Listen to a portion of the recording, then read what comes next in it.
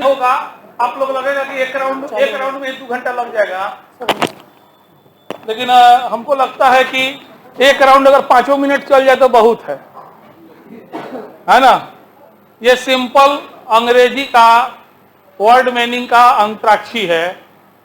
Last में अगर जैसे CAT माने कोई बोला तो उनका काम अपोजिट पक्ष का है AT से कोई वर्ड बनाना है।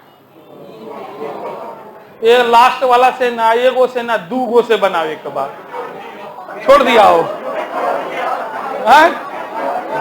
ना होई कोई से, ये तो पावर देखेगे बा। ठीक है, GIRL BOY। चलिए 5 राउंड में है।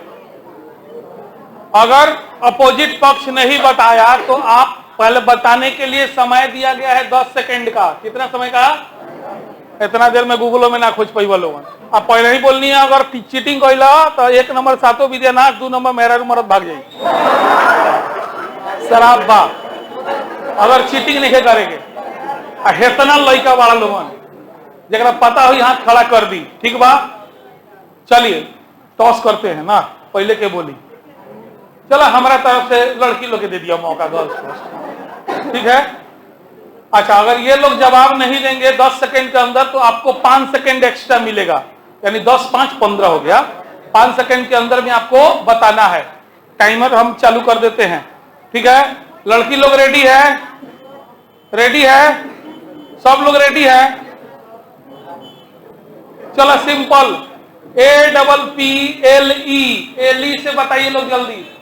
शांति गिरा लड़की हो, लड़की लोग खड़ा। हाँ ठीक, बोलो बोलो। LE से बोलना है। क्या बोली? शांति। LEG बोल दी। Leg EG egg. हाँ very good very good. Egg double G साथ अपने लोग बोली। 1 minute 10 second 10 second. Double G शांति शांति। डबल G ना, आप इन लोग ना बोलेगा, आप लोग तो ये हो गया ना। हाँ ना ये डबल G से शुरू होना चाहिए जबरदस्त। डबल जी टाइम ओवर। चले डबल G। हाँ का ड्रॉ। चले पहला राउंड ड्रॉ हो गया। पहला ड्रॉ हो गया, कोई नहीं जीता। क्यों जीता लगा? हाँ क्या जरूर आवत हुई, डिक्शनरी खोले जाए तो पक्का आवत हुई। जी से आवत हुई। आओ चाहे ना आओ भाई, मैच ड्रॉ हो गया। चलिए अब आप लोग का बारी। B से BOY OY से बोलो जल्दी। YU। हाँ जल्दी 10 सेकेंड। अब तो सही खड़ा हुई। OY से कौन वर्ड बोला ना? खड़ा हुई है। Time over last time. हाँ OYSDER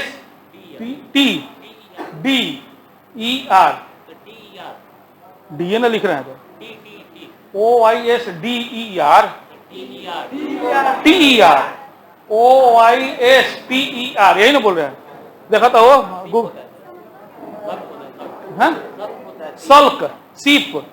अरे गूगल में सर्च करते हैं हम। रुकिए, होता है कि नहीं, झूठू बोल दीजिएगा तो थोड़े हो जाएगा। 1 मिनट।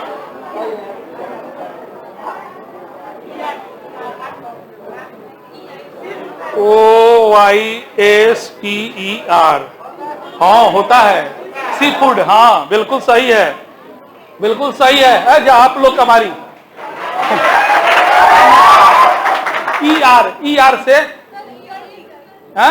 स्पेलिंग बोलिए। ER से ER हाँ एक मिनट। ERACR eraser. हाँ सही है बिल्कुल। इरेजर ER से अब आप लोग का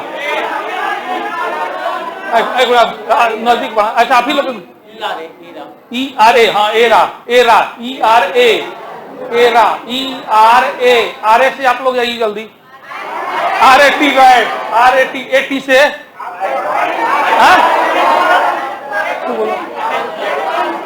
अटेंशन, ATTION, ON से ONE, हाँ ONE, NE से नेक्स्ट, नेक्स्ट, ऐसा सोच के बोला कि उन्हें सामने भारी पड़े, NEXT, XT, XT, XT, XT, ना गलत बात, रुके बोल रहे हो एक्सट्रीम, तो XT, RE, very good, extreme, EM में आवल होगा, एक मिनट इनको बोलने दीजिए, खड़ा होइए, शांति सब लोग, EM, इमरजेंसी, लास्ट में CY, CY, CY, CY, CY से साइकिल, सोच के बोल, साइको, स्पेलिंग बोला था, CYCLE, रुको ना, वो बोल रही है, लास्ट में OL, सुनाई दिया, नहीं दिया, हल्ला मत प्लीज, एक बार बोल रहे, CYCLONE, साइक्लोन, अच्छा, NE, रिपीट नहीं करना है, NE, नेक्स्ट हो गलबा, नेट, NET, और NET, NET, ET पर आइए आप लोग, हैं, ET से ना वर्ड ना हो, नहीं वो एब्रिविएशन है, एब्रिविएशन है, वर्ड नहीं है, ET से ET, बोलो बोलो, हाँ, नहीं हुआ, हो बोल, खड़ा खड़ा, हाथ खड़ा कर दे, क्या बोल रही है, सही है, ध्यान माइक मंगवाता नहीं कोई एक्स्ट्रा, हम ET से संतुष्ट है आप लोग, गलत बोल रही होगी, जल्दी बोलो ET से, वो टाइम ओवर हो गया आप लोग का, ET, इटर्निटी का मतलब हो गया, सही हो गया, सही हो गया, एक मिनट, चलिए दूसरा पारी लड़का लोग जीत गया, पहला में ड्रॉ हुआ है, पहला ड्रॉ हो गया और दूसरा में बॉय लोग हो गया, लास्ट तीन के राउंड रही आज, ABC, C से, एक मिनट रुक जाइए, देख लो लोग का, नहीं तो ये ना बताए हैं, ये बताए हैं, हम देख रहे हैं, सामने हम देख रहे हैं, नहीं, ठीक है, उनका भी दिया नाश होगा, ये बता रहे हैं,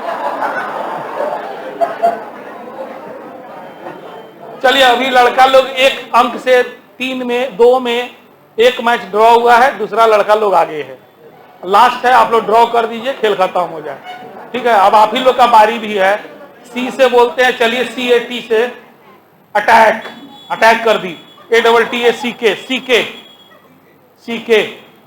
CK, 1 2 3 4 5 6 7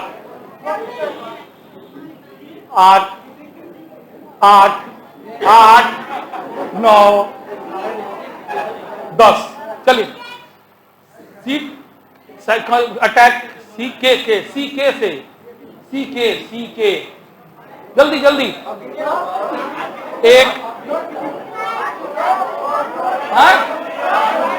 हो गया, लास्ट बोलो, खड़ा हो जा, तुम बोल सकती हो, खड़ा हो जा जल्दी, तुम्हारा हो गया, एक उसको हाथ खड़ा की है ना, हाथ खड़ा की है, बोलो जल्दी, बोल रही हो गया, टाइम ओवर, उसको बोलने का मौका दीजिए ना भाई, वो 5 सेकंड के पहले हाथ उठाई है, अरे वो बोल वही बोलेगा, दूसरा किसी से नहीं बोलने देंगे, चलो खड़ा हो जाओ। चलिए तो आज के इस मैच के विजेता, या लड़की के अंग्रेजी सुनी ले अच्छा रहेला, ये अकेले जी हरा थी, ठीक है, चले बढ़िया, ठीक है ना। अब समझ गए ना, ये एगो पैटर्न हाउ सिंगल एक वर्ड से ना 2 वर्ड से, हाँ जब सब बतावे लगे मतलब 3 वर्ड से, वो में तो हालत खराब हो जाएगा। चलिए अब निकालिए हमने अपने प्रतियोगिता दर्पण।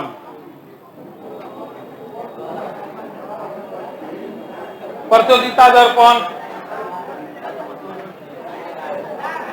चलिए नवीनतम सामान्य ज्ञान, ध्यान दीजिए ये सबसे महत्वपूर्ण पाठ होता है, लेकिन सबसे ज्यादा पटर पटर सटर यही में देले रहेला, तो इसमें बहुत ज्यादा सावधानी का जरूरत होता है, सबसे इंपॉर्टेंट पार्ट होता है। लेकिन एक छोटा छोटा नियुक्ति, मृत्यु, प्रैक्टिस जो है, दिन दिवस, हर तरह का चीज इसमें छोटा से बड़ा सब दिया रहता है।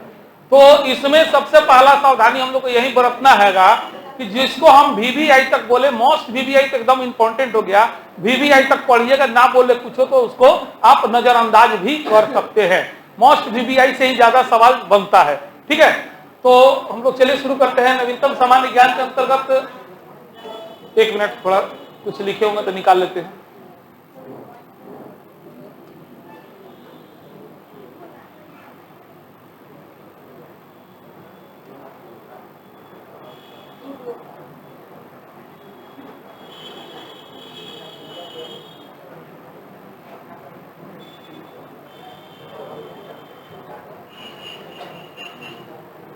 ज्यादा नहीं है इसमें भी, मतलब बहुत छोटा छोटा न्यूज था, इंपॉर्टेंट न्यूज हम अपने बोर्ड पे दे देते हैं, है ना। आज जितना बोर्डवा पर आवे ना गलती से, वो सबसे ज्यादा इंपॉर्टेंट बात।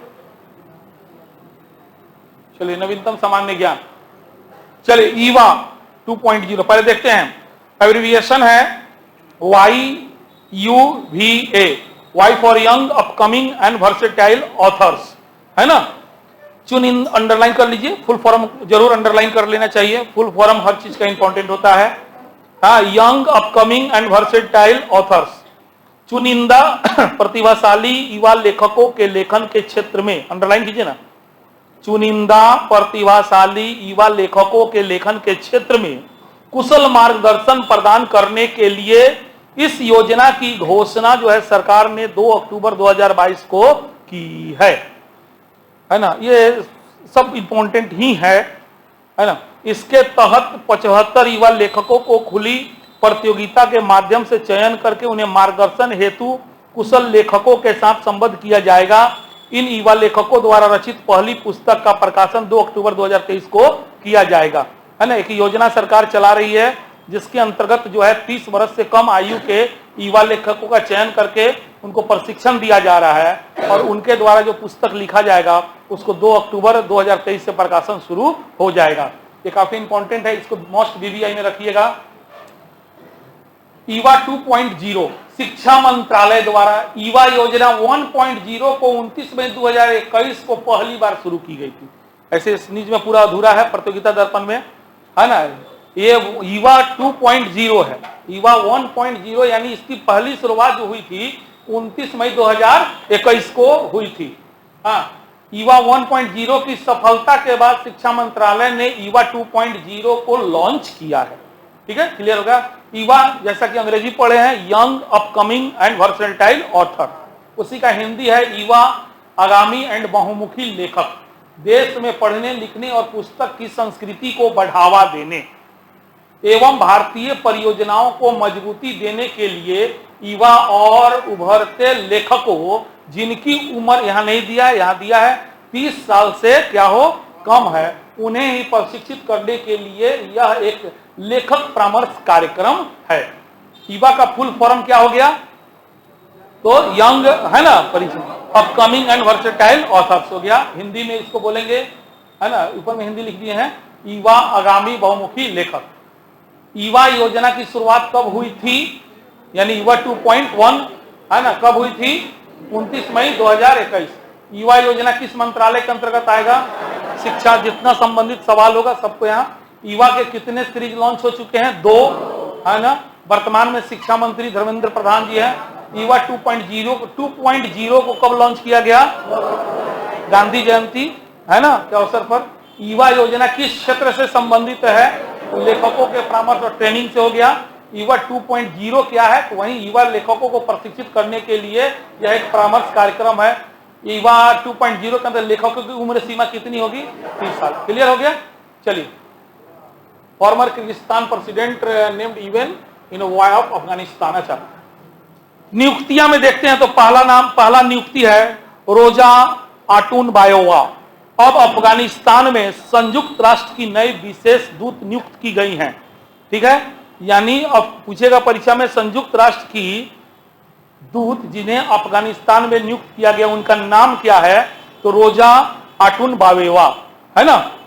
अंडरलाइन हेडिंग खाली कर लीजिए, इसमें हेडिंग से ही काम चल जाता है ना, बस हेडिंग से ही काम चल जाएगा। रोजा आटुनबायोवा अब अफगानिस्तान में संयुक्त राष्ट्र की नई विशेष दूत नियुक्त की गई हैं।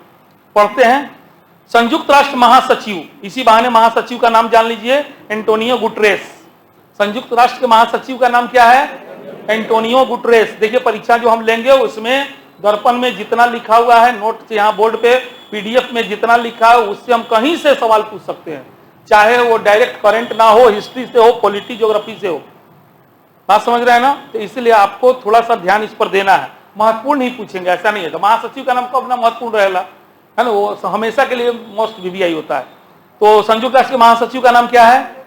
एंटोनियो गुटरेस ने किर्गिस्तान की पूर्व राष्ट्रपति रोजा आटुनबायोवा को संकटग्रस्त अफगानिस्तान के लिए संयुक्त राष्ट्र संघ की नई विशेष दूत जो है सितंबर 2022 में नियुक्त किया है। इसके साथ ही अफगानिस्तान में संयुक्त राष्ट्र के सहायता मिशन के प्रमुख पद पर कनाडा की डेबोरा लियान्स का स्थान इन्होंने लिया है। यही है, आपको क्या नाम हुआ है इनका नाम हो, तो इसने Roza Otunbayeva. United Nation Secretary General Antonio Guterres has named former Kyrgyzstan president Roza Otunbayeva as the events new special representative for Afghanistan.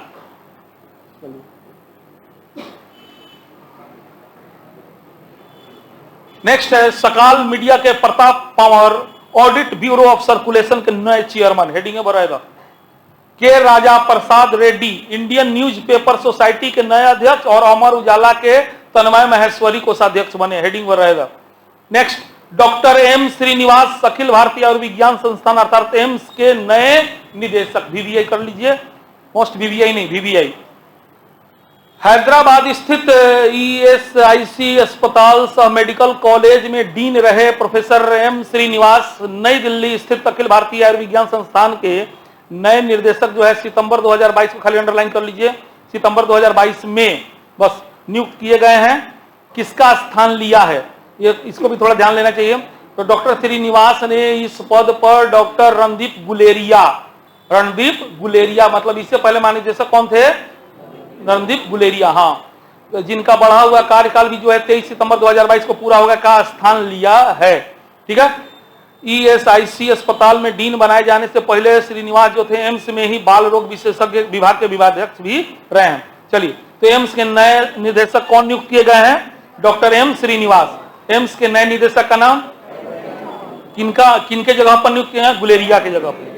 चलिए, नेक्स्ट है डॉक्टर राजीव बहल आईसीएमआर के नए महानिदेशक। भारत ने डॉक्टर राजीव बहल की नियुक्ति भारतीय आयुर्विज्ञान अनुसंधान परिषद यानी आईसीएमआर के महानिदेशक पद पर सितंबर 2022 में की है। अंडरलाइन मत कीजिएगा, हेडिंग में बढ़ाने दीजिएगा, पहले बोल रहे हैं किताब गंदा मत कीजिए, नहीं तो सब पढ़ने का खाली हेडिंग में। राजीव बहल, अगर मान लें आईसीएमआर के नए महानिदेशक का नाम क्या है तो हेडिंग में होइएगा, काम नहीं चल जाएगा। उनकी यह नियुक्ति 3 वर्ष के लिए है। उनके साथ ही केंद्र सरकार के स्वास्थ्य अनुसंधान विभाग के सचिव भी वो होंगे। इस नियुक्ति से पहले डॉक्टर बहल विश्व स्वास्थ्य संगठन से संबंधित रहते। चलिए, वीवीआई, जनरल अनिल चौहान देश के नए चीफ ऑफ डिफेंस स्टाफ बने गए हैं। अंडरलाइन कर सकते हैं इसको, जनरल अनिल चौहान देश के नए चीफ ऑफ डिफेंस स्टाफ सितंबर 2022 में नियुक्त किए गए हैं। बस, भारत के सैन्य बलों में यह पद 1 जनवरी 2020 से ही सृजित किया गया था तथा इस पद को सुशोभित करने वाले पहले सैन्य अधिकारी जनरल बिपिन रावत थे। हाँ, सब जानने के जरूरी है, जिनका निधन जो है बाद में 8 दिसंबर 2021 को हेलीकॉप्टर क्रैश में हो गया था। उनके निधन के बाद विगत 9 माह से यह पद खाली था। जनरल अनिल चौहान देश के दूसरे सीडीएस हैं, ठीक है, जिन्होंने 30 सितंबर 2022 से अपने यह कार्यभार संभाल लिया है। सीडीएस का पद संभालने के साथ साथ भारत सरकार ने सैन्य मामले के विभाग के सचिव भी वो होंगे। सेना में अनेक महत्वपूर्ण पदों पर रहने के बाद जनरल रैंक के चौहान 31 मई 2021 को पूर्वी कमान के general officer commanding in chief के पद पर रहते हुए सेवानिवृत्त हुए थे। इससे पूर्व सैन्य अभियानों के महानिदेशक वह रहे थे। अंगोला में संयुक्त मिशन में भी वो काम किए थे। नवनियुक्त सीडीएस जनरल अनिल चौहान ऐसे पहले सीडीएस हैं जो लेफ्टिनेंट जनरल के पद से सेवानिवृत्त होने के बावजूद तीनों सेना अध्यक्षों से ओहदे में ऊपर हो जाएंगे। ऐसा सीडीएस की नियुक्ति के मामले में जून 2022 में नियमों में किए गए बदलाव के कारण संभव हुआ है। चलिए नेक्स्ट है सीबी जॉर्ज अब जापान में भारत का नया राजदूत। जापान में भारत की ओर से राजदूत नियुक्त किया गया है जिनका नाम है सीबी जॉर्ज। चलिए कुवैत में भारत के राजदूत रहे सीबी जॉर्ज, मानी इससे पहले वो कुवैत में रह रहे थे, अब जापान में भारत के नए राजदूत होंगे। इस पद पर संजय कुमार वर्मा का हुआ, मैंने इससे पहले जापान में के था तो संजय कुमार वर्मा थे, अब सीबी जॉर्ज होंगे। सीबी जॉर्ज इससे पहले कहां थे? कुवैत में थे, उतना इंपॉर्टेंट नहीं है। नीता भूषण न्यूजीलैंड में भारत की नई राजदूत होंगी, है ना। भारतीय विदेश सेवा 1994 बैच की अधिकारी सुश्री नीता भूषण अब न्यूजीलैंड में भारत की नई उच्चायुक्त सितंबर 2022 में नियुक्त की गई है। इस नियुक्ति से पूर्व वह विदेश मंत्रालय में अतिरिक्त सचिव थी। मोस्ट वीवीआई आर वेंकटरम मणि भारत के नए अटॉर्नी जनरल हो गए हैं। मोस्ट वीवीआई कर लीजिए इसको। वरिष्ठ अधिवक्ता आर वेंकटरमणि देश के नए महान न्यायवादी अटॉर्नी जनरल ऑफ इंडिया 1 अक्टूबर 2022 से बनाए गए हैं। मोस्ट वीवीआई अभी तक सही पूछा आत्मा से तो ये इंपॉर्टेंट बात, बाकी कौन उतना इंपॉर्टेंट नहीं है ना। तो देश का नया अटॉर्नी जनरल ऑफ इंडिया किनको नियुक्त किया गया है? हाँ चलिए इस पद पर अंडरलाइन कर लीजिए, श्री के वेणुगोपाल का स्थान उन्होंने लिया। माने इनसे पहले कौन थे? के गोपाल वेणु राव। बस वेणुगोपाल 1 जुलाई 2017 से देश के नए अटॉर्नी जनरल थे तथा उनके कार्यकाल में 3 बार विरोधी सरकार ने की थी। उनका यह बढ़ा हुआ कार्यकाल 30 सितंबर 2022 को समाप्त हो गया, जिसके बाद 1 अक्टूबर 2022 से श्री वेंकटमणि को यह कार्यभार सौंपा गया है। इस पद पर उनकी यह नियुक्ति जो है कितने वर्ष के लिए की गई है? अंडरलाइन कर लीजिए, उनकी नियुक्ति 3 वर्ष के लिए। तो ओवरऑल देश के नए अटॉर्नी जनरल किनको बनाया गया है? हिंदी में क्या बोला जाता है? महान न्यायवादी। चलिए अखिलेश यादव समाजवादी पार्टी के राष्ट्रीय अध्यक्ष पुनर्निर्वाचित हुए हैं। कौन इंपॉर्टेंट नहीं है। समाजवादी पार्टी के अध्यक्ष श्री अखिलेश यादव को 5 वर्ष के एक और कार्यकाल के लिए पार्टी के अध्यक्ष 29 सितंबर 2022 को लखनऊ में पार्टी के राष्ट्रीय अधिवेशन में निर्विरोध निर्वाचित हुए हैं। उन्हें तीसरी बार पार्टी का राष्ट्रीय अध्यक्ष चुना गया है। पहली बार 1 जनवरी 2017 को पुरस्कार सम्मान में आइए। अखिल भारतीय फुटबॉल महासंघ के वर्ष के सर्वश्रेष्ठ फुटबॉलर किसका? देखिए बहुत सारा पुरस्कार देता है सब संस्था, यह भी ध्यान में रखना कौन संस्था दिया है। तो अखिल भारतीय फुटबॉल महासंघ, तो वीवीआई हो गया, ये ऑल इंडिया का बात है ये, ठीक है। तो अखिल भारतीय फुटबॉल महासंघ के वर्ष के सर्वश्रेष्ठ फुटबॉलर का पुरस्कार जो 21-22 के लिए है, अंडरलाइन कीजिए। अखिल भारतीय फुटबॉल महासंघ ने वर्ष 2021-22 के लिए अपने पुरस्कारों की घोषणा अगस्त 2022 में की। कंटिन्यू। इनमें सुनील छेत्री को वर्ष के सर्वश्रेष्ठ पुरुष खिलाड़ी का तथा मनीषा कल्याण को वर्ष की सर्वश्रेष्ठ महिला खिलाड़ी का पुरस्कार दिया गया। बस सही पूछा था, काम खत्म, ठीक है। इसमें बगल में देखिए, सेकंड कॉलम में जाइए। सेकंड कॉलम में वर्ष के सर्वश्रेष्ठ पुरुष खिलाड़ी का पुरस्कार किसको मिला? वर्ष के सर्वश्रेष्ठ महिला खिलाड़ी, वर्ष के सर्वश्रेष्ठ उदयमान खिलाड़ी, पुरुष में विक्रम प्रताप सिंह, अब महिला में हो गया मार्टिना थोंगचोम, ठीक बा। यह पुरस्कार किसके द्वारा दिया गया है? अखिल भारतीय फुटबॉल महासंघ। अखिल भारतीय फुटबॉल, तो पूछेगा अखिल भारतीय फुटबॉल महासंघ ने वर्ष 2020-21-22 के लिए सर्वश्रेष्ठ पुरुष फुटबॉलर किसको घोषित किया है? सुनील छेत्री। मोस्ट वीवीआई कर लीजिएगा उसको। चलिए राष्ट्रीय पर्यटन पुरस्कार 18-19 को ही ना पूछी, पढ़ लेते नहीं हुए। देश में पर्यटन को बढ़ावा देने के लिए विभिन्न श्रेणियों में राष्ट्रीय पर्यटन पुरस्कारों का वितरण पर्यटन मंत्रालय द्वारा किया जाता है। यह पुरस्कार राज्य सरकार के अनुशासित क्षेत्रों, वर्गीकृत होटलों, विरासत होटलों, दूर ऑपरेटरों, व्यक्तियों, अन्य निजी संगठनों को अपने अपने क्षेत्रों में उत्कृष्टता के लिए दिए जाते हैं। वर्ष 2017-18 के लिए राष्ट्रीय पर्यटन पुरस्कारों का वितरण 27 सितंबर 2019 को विश्व पर्यटन दिवस के अवसर पर अंडरलाइन कर सकते हैं, पढ़ रहे हैं तो। वर्ष 2017-18 के लिए राष्ट्रीय पर्यटन पुरस्कारों का वितरण 27 सितंबर 2019 को विश्व पर्यटन दिवस, यानी विश्व पर्यटन दिवस कब मनाया जाता है? के अवसर पर कहाँ? नई दिल्ली में किया गया। ठीक है, रहने दीजिए, मत कीजिए। वर्ष 2018-19 के इन पुरस्कारों का वितरण अब 27 सितंबर 2022 को विश्व पर्यटन दिवस के अवसर पर नई दिल्ली में आयोजित समारोह में उपराष्ट्रपति कौन है? जगदीप धनखड़, अंडरलाइन कर लीजिए, इसी बहाने मिल गया। केंद्रीय पर्यटन मंत्री कौन है? अंडरलाइन कीजिए पर्यटन मंत्री का नाम, श्री जी किशन रेड्डी। इस अवसर पर उपस्थित 2018-19 के लिए कुल 81 को पुरस्कार प्रदान किया गया है। ठीक है, पर्यटन के समग्र विकास के लिए उत्तराखंड को अंडरलाइन कर लीजिए। पर्यटन के समग्र विकास के लिए उत्तराखंड को पहला, महाराष्ट्र को दूसरा और तेलंगाना को तीसरा पुरस्कार। ठीक है, अब उसके बाद विभिन्न श्रेणियों में अलग अलग पुरस्कार है। ओवरऑल ये राज्य को दिया गया है, यही इंपॉर्टेंट होता है, थोड़ा बहुत जो इंपॉर्टेंट होगा। अब उसके बाद विभिन्न श्रेणी, जैसे हेरिटेज सिटी का पुरस्कार अहमदाबाद को, हेरिटेज सिटी का पुरस्कार किसको? अहमदाबाद को। उसी तरह रेलवे स्टेशन का पुरस्कार फ्रेंडली रेलवे स्टेशन सिकंदराबाद को, सिकंदराबाद रेलवे स्टेशन को। बात समझ रहे हैं? तो अलग अलग 81 को कैटेगरी में पुरस्कार प्रदान किया जाता है। ठीक है, इसको पढ़िएगा आप तो देखिएगा, ऐसे जो इंपॉर्टेंट हम बता दिए हैं आपको कि राज्य में सर्वश्रेष्ठ हो गया आपको उत्तराखंड पहला, दूसरा हो गया महाराष्ट्र और तीसरा हो गया तेलंगाना। और हेरिटेज सिटी का पुरस्कार हो गया अहमदाबाद को, और फ्रेंडली रेलवे स्टेशन हो गया आपको सिकंदराबाद। ठीक है, वैसे ही पढ़िए देते हैं, रुक जाइए। प्रमुख शहरों में सर्वश्रेष्ठ पर्यटन अनुकूल हवाई अड्डा का पुरस्कार शहरों में कोलकाता को, कोलकाता हवाई अड्डा में सर्वश्रेष्ठ माने पर्यटन के अनुकूल हवाई अड्डा कौन है? तो कोलकाता स्थित नेताजी सुभाष चंद्र बोस अंतर्राष्ट्रीय हवाई अड्डा। और अन्य शहरों के मामले में यह इंदौर के देवी अहिल्याबाई होलकर हवाई अड्डे को। साहसी पर्यटन हेतु सर्वश्रेष्ठ राज्य, साहसी पर्यटन माने कि वहां जाने के बाद आपका जीवन का अंत भी हो जाए। हाँ, ऐसा राज्य है उत्तराखंड, नहीं पहाड़ी एरिया है, तो इस तरह उत्तराखंड को ही मिला हुआ है। उसी तरह सर्वश्रेष्ठ दिव्यांग मित्र स्मारक का पुरस्कार मध्य प्रदेश के भोजपुर के शिव मंदिर को। सर्वश्रेष्ठ पर्यटन मित्र गोल्फ कोर्स का पुरस्कार हैदराबाद स्थित हैदराबाद गोल्फ कोर्स को। 5 स्टार डिलक्स श्रेणी के होटल में सर्वश्रेष्ठ होटल का पुरस्कार मुंबई के ताजमहल, ताज पैलेस मुंबई को मिला है।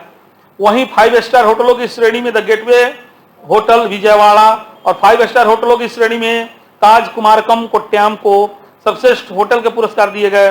सर्वश्रेष्ठ पर्यावरण मित्र होटल का पुरस्कार आईटीसी राजपूताना जयपुर को मिला है। सर्वश्रेष्ठ स्टैंग ओलन कन्वेंशन सेंटर का पुरस्कार India exposition centre and mart limited Noida को दिया गया है। प्राइम टाइम एमी पुरस्कार 2022। चलिए, तो ये पर्यटन के क्षेत्र में राष्ट्रीय पर्यटन पुरस्कार है, तो इसमें 2-3 को आप याद रख सकते हैं। सर्वश्रेष्ठ राज्य का दर्जा जो है पर्यटन के लिए समग्र विकास के उद्देश्य से सर्वश्रेष्ठ राज्य आपको नंबर 1 हो गया उत्तराखंड, दूसरा हो गया महाराष्ट्र और तीसरा हो गया तेलंगाना। और उसका हेरिटेज सिटी भी सर्वश्रेष्ठ हेरिटेज सिटी को ध्यान रखना चाहिए, है ना। और सर्वश्रेष्ठ आपको फ्रेंडली रेलवे स्टेशन भी ध्यान में रखिए। बस हो गया, 3 को ध्यान में रखिएगा, बाकी बहुत अंदर से नहीं जाएगा उतना। प्राइम टाइम एमी पुरस्कार अंडरलाइन कर सकते हैं। एमी पुरस्कार क्या है पहले तो अमेरिकी टेलीविजन कार्यक्रमों के वर्ष 2022 के अमेरिका के टेलीविजन में जो कार्यक्रम चले ओकरेला पुरस्कार बदल जाला। तो ठीक है, तो अमेरिकी टेलीविजन कार्यक्रमों के वर्ष 2022 के जो 74वां होगा एमी पुरस्कारों का वितरण जो लॉस एंजल्स में 12 सितंबर 2022 को किया गया। बस मत अंडरलाइन करो। 1 जून 2021 से 31 मई 2022 के दौरान प्रस्तुत कार्यक्रमों पर ही विचार academy television arts and sciences द्वारा किया गया। इनमें प्रमुख पुरस्कार निम्नलिखित दिए गए। आउटस्टैंडिंग कॉमेडी सीरीज का पुरस्कार एप्पल टीवी के टेड लस्सो को। बस इतने रहेगा, ना पूछी सब। एमी पुरस्कार का संबंध किससे है ये पूछ सकता। अमेरिकी टेलीविजन में चल रहा है प्रोग्राम जो चलता है उसी कलाकार को दिया जाता है एमी पुरस्कार का। ही ना पूछिए, उतना दूर जाइए, हमने यहाँ पुरस्कार के कमी है ना, चिंता मत करिए। 12 महीने का पुरस्कार गोटिया का इतना हो जाता है, तो कॉपी बन जाता है पुरस्कार का, है ना। चलिए इसको छोड़िए। गुजराती फिल्म छेलोत्सो ऑस्कर पुरस्कार हेतु भारत की आधिकारिक प्रविष्टि हो गया है। 2023 के लिए ऑस्कर पुरस्कार का जो घोषणा होगा तो भारत के तरफ से किस फिल्म को भेजा गया है? हाँ, वीवीआई कर लीजिए। गुजराती फिल्म छेल्लोसो वर्ष 2023 के ऑस्कर फिल्म पुरस्कारों के लिए सर्वश्रेष्ठ अंतर्राष्ट्रीय फिल्म की श्रेणी में भारत की आधिकारिक प्रविष्टि होगी। अब इस फिल्म के बारे में सब जानिए कि डायरेक्टर के, निर्देशक के, हीरो सब थोड़ा सा जानकारी रखना चाहिए। ठीक है, ऐसे फिल्म का नाम जनरल कंपटीशन इसे बाहर नहीं जाएगा, बीपीएससी ले, एकदम चिंता मत कीजिए। लेकिन वीवीआई होता है। ऑस्कर पुरस्कार 2023 से तू भारत की आधिकारिक प्रविष्टि फिल्म कौन है? छेल्लोसो। किस भाषा की है? गुजराती। इसको भी ध्यान में रखना है। ठीक है, चलिए ब्रैकेट में वो न्यूज है थर्ड कॉलम में, विश्व में सबसे ज्यादा फिल्म का निर्माण कहां होता है? अंडरलाइन कॉलम लोगन, सबसे बेरोजगार एजेंट बात कहां हुई? विश्व में सर्वाधिक फिल्मों का निर्माण भारत में होता है, किंतु भारत की कोई भी फिल्म आज ले ऑस्कर पुरस्कार ना जीत सकल बा।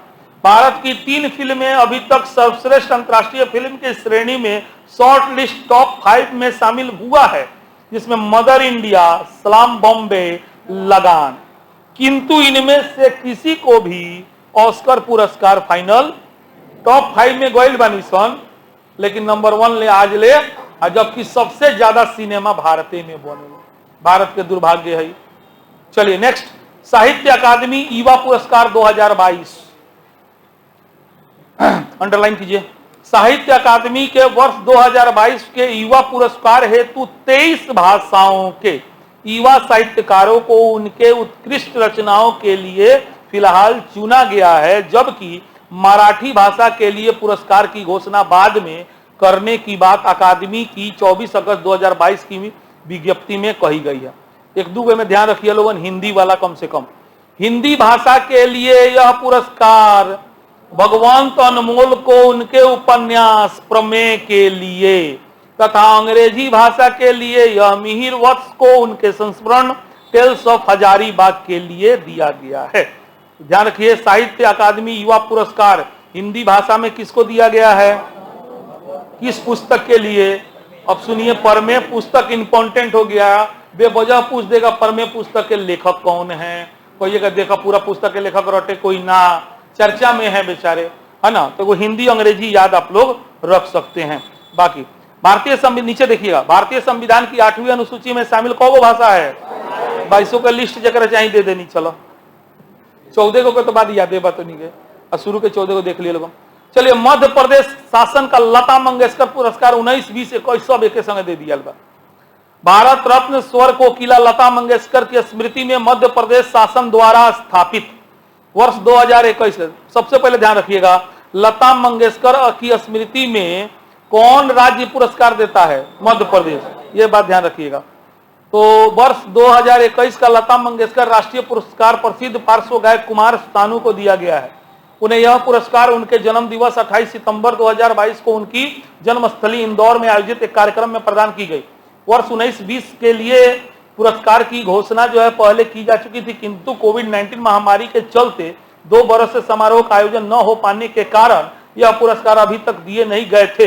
28 सितंबर 2022 को इंदौर में आयोजित कार्यक्रम में ही वर्ष 2019 का लता मंगेशकर पुरस्कार गीतकार शैलेंद्र सिंह को तथा 20 का यह पुरस्कार संगीतकार जोड़ी आनंद मिलन को और 21 का यह पुरस्कार कुमार सानू को।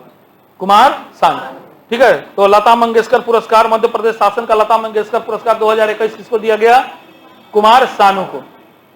चलिए, अंतरराष्ट्रीय 68वां राष्ट्रीय फिल्म पुरस्कार वितरण समारोह नई दिल्ली, वीवीआई कर लीजिए। 68वां राष्ट्रीय फिल्म फेयर पुरस्कार वर्ष 2020 में प्रदर्शित फिल्मों के लिए, माने 2020 में जितना फिल्म आयल ओकरा ला, ना उससे पहले ना ओकरा बाद, 2020 में प्रदर्शित फिल्मों के लिए 68वां राष्ट्रीय फिल्म पुरस्कार की घोषणा, वीवीआई होता है पहले ही बता दिए, घोषणा केंद्र सरकार के सूचना एवं प्रसारण मंत्रालय द्वारा 22 जुलाई 2022 को की गई थी। बस अंडरलाइन मत करो। इन पुरस्कारों का वितरण बाद में 30 सितंबर 2022 को नई दिल्ली में आयोजित समारोह में किया गया। अंडरलाइन कर सकते हैं। इनमें वर्ष 2020 की सर्वश्रेष्ठ फीचर फिल्म का पुरस्कार सुधा कोंगरा द्वारा निर्देशित तमिल फिल्म सुरारई पोट्टू तथा सर्वश्रेष्ठ अभिनेता का पुरस्कार अजय देवगन। सर्वश्रेष्ठ अभिनेता 68वां राष्ट्रीय फिल्म पुरस्कार में सर्वश्रेष्ठ अभिनेता का पुरस्कार किसको? कौन फिल्म के लिए? तानाजी के लिए। और सूर्या को एक साथ दो आदमी को दिया गया है, अजय देवगन और सूर्या। सूर्या को किस फिल्म के लिए? सुराराई पट्टू। हो से सुराराई पट्टू में ही भूमिका के लिए, अंडरलाइन करते चलिएगा, सुराराई पोट्टू में ही भूमिका के लिए अर्पणा बाल मुरली के लिए सर्वश्रेष्ठ अभिनेत्री का पुरस्कार घोषित किया गया था। गलत लिख ले बा, अर्पणा बाल मुरली को के लिए काट दो, सर्वश्रेष्ठ अभिनेत्री का पुरस्कार घोषित किया गया था। चलिए नेक्स्ट, यानी सर्वश्रेष्ठ फिल्म पुरस्कार अभिनेता अभिनेत्री 3 गो हो गए। ध्यान में रखिए लोगों, तीनों के नाम ये 3 गो लिखाई के बाद बाकी कुछ मत लिखिए। 68वां फिल्म फेयर पुरस्कार, राष्ट्रीय फिल्म फेयर पुरस्कार, 3 गो नाम, सर्वश्रेष्ठ अभिनेता अभिनेत्री। बीते वर्ष की जानी मानी गायिका, बीते वर्ष की जानी मानी अभिनेत्री, निर्देशक, निर्माता, नृत्यांगना आशा पारेख को वर्ष 2020 का दादा साहेब फाल्के पुरस्कार मोस्ट VVI, सही पूछा था, यही पर आकर रुक जाओ, एकदम मोस्ट VVI 2020 का दादा साहेब फाल्के पुरस्कार किसको दिया गया है? याद रखिए लोगन, मोस्ट को हता नहीं, एकदम अंडरलाइन कर सकते हैं। बॉलीवुड के बीते वर्ष की जानी मानी अभिनेत्री, निर्देशक और निर्माता, नृत्यांगना आशा पारेख को वर्ष 2020 के लिए देश के सिनेमा जगत के सर्वोच्च दादा साहेब फाल्के पुरस्कार से सम्मानित किया गया है। 79 वर्षीय श्रीमती आशा पारेख को, अंडरलाइन मत करिए, 79 वर्षीय श्रीमती आशा पारेख को यह पुरस्कार जो है 30 सितंबर 2022 को नई दिल्ली में 68वें राष्ट्रीय फिल्म पुरस्कार वितरण समारोह में राष्ट्रपति श्रीमती द्रौपदी मुर्मू ने प्रदान किया। दादा साहेब फाल्के पुरस्कार, अंडरलाइन कर सकते हैं, दादा साहेब फाल्के पुरस्कार देश में सिनेमा जगत का सर्वोच्च पुरस्कार है जो कि सिनेमा के क्षेत्र में रचनात्मक योगदान के लिए प्रदान किया जाता है। बस ऐसे सब मैंने इसके बारे में दिया है। दादा साहब इस पुरस्कार के तहत एगो स्वर्ण कमल देवल जाला और 10 लाख रुपया देवल जाला। दादा साहेब फाल्के पुरस्कार का स्थापना कब हुई रहे?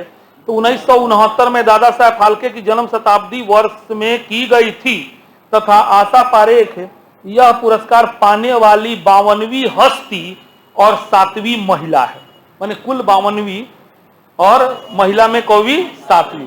उनसे पूर्व यह पुरस्कार पाने वाली महिलाओं में श्रीमती देविका रानी 1969 में मिला था, पहला महिला हो गई, यानी दादा साहेब फाल्के पुरस्कार पाने वाली प्रथम महिला अभिनेत्री।